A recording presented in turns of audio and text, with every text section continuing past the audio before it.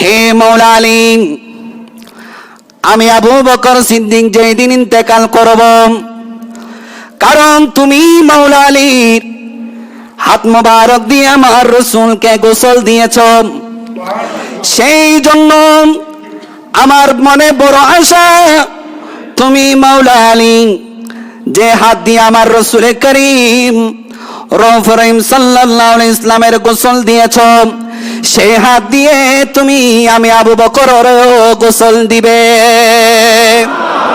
আর একটু জোরে বলেন না সুবহানাল্লাহ। আমাকে গোসল দেবে, জান্নাতুল বাকির মধ্যে দাফনের ব্যবস্থা করে রাখবেন, কিন্তু একটা শর্ত আছে, আমাকে গোসল দিয়ে আমার জানাজা পড়বেন।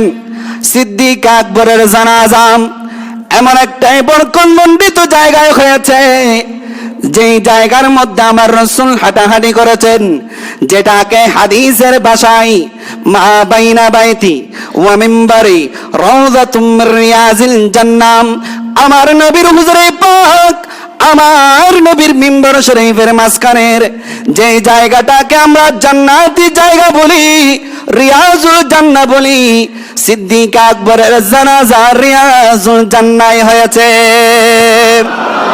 আর একটু জোরে বলেন না সুবহানাল্লাহ।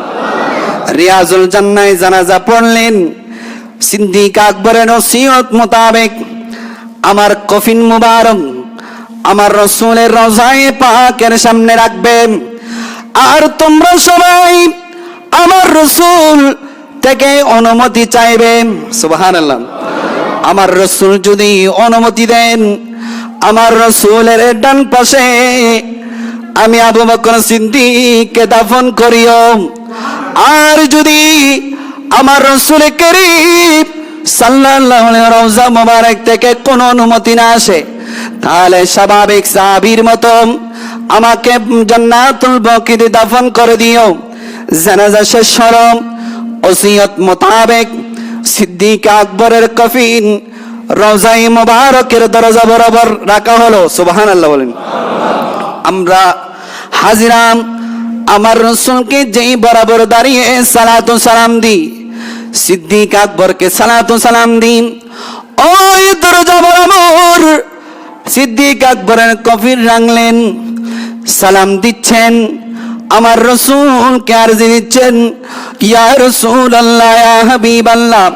সিদ্দিক আকবর ওসিয়ত করে গেছেন, যে সিদ্দিক আকবর আপনার হিজরতের সাথে ছিলেন, যেই সিদ্দিক আকবর গারে সুরের সাথে ছিলেন, যেই সিদ্দিক আকবর মদিনার সাথে ছিলেন, যে সিদ্দিক আকবরের জানমাল সবকিছু আপনি নবীর কদমে কোরবান করে দিয়েছেন, ওই আবু বকর সিদ্দিকের মনসা হচ্ছে কিয়ামত পর্যন্ত আপনি নবীর কদমের মধ্যে তাকান।